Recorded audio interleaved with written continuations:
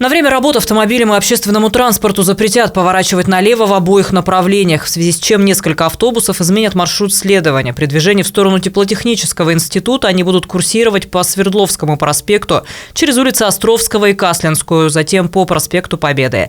При движении в сторону Комсомольского проспекта изменений не произойдет. Троллейбусы и трамваи будут перевозить пассажиров по привычному маршруту, скорректируют только график с 5:00 до 22:00.